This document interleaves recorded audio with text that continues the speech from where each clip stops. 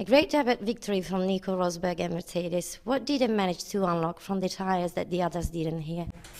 Well, obviously an amazing victory. I think the key though as well is that they started from the front.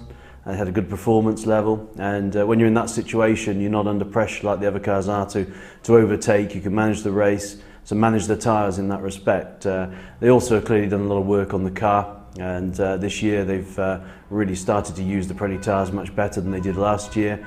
People were talking before the race that they were struggling to keep them in what they described as a performance window, but the team had already told us that they'd found a few ideas that they felt would help, and clearly today we saw the results with a very strong victory.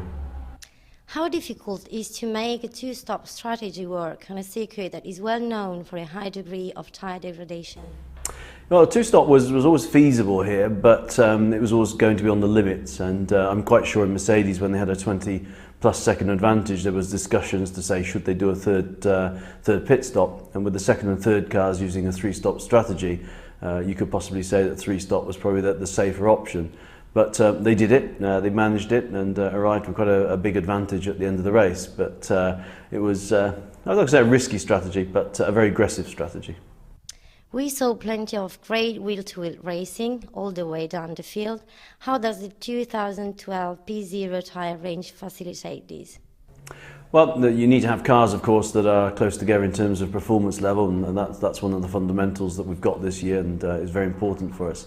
But the tyres, you know, with the degradation that you've got, you have to manage them, and when you're also under a lot of pressure and you're fighting either defending a position or trying to overtake another car, that means that you're likely to be stressing the tyres more and maybe creating greater degradation, which means then you can create greater opportunities to overtake. So it's a fascinating battle out there to use your tyres best, and we saw today quite an amazing situation with particularly the positions from second through to 8th, where with 8 laps to go there was 2 seconds between all the cars, which is something I'm quite sure we'd like to see going through to the end of the season. It's been a long time since we had a brand new team and driver win a race. What does they say about the level of competition at the moment?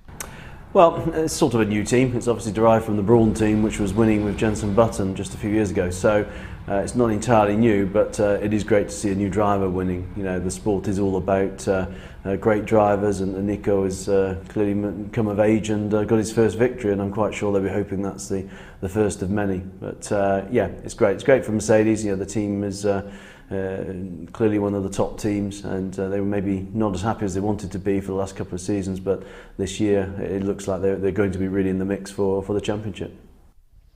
We have the same tyre nomination for Bahrain, medium and soft. How different are the challenges that they will face at the Shakir circuit? Well, Bahrain risks, amongst many things, to have maybe some sand on the circuit, which often creates a lot of graining, the cars sliding around. So we hope that the circuit will clear quickly from that point of view. More temperature, we're likely to have a higher temperature in Bahrain, which again can change the characteristics of the tyres, which gives the team another challenge. Seeing the results here, possibly, if we wanted to be aggressive, we could have even considered using a super soft in Bahrain. It's a circuit that's quite closed compared to somewhere like Shanghai. It's going to be much more difficult to overtake, which means the qualifying position is going to be very important. And as we've seen in Shanghai, that qualifying at the moment is very difficult because tenths of seconds split a great number of cars. So we envisage a very strong qualifying session, and it's a very interesting work on strategy.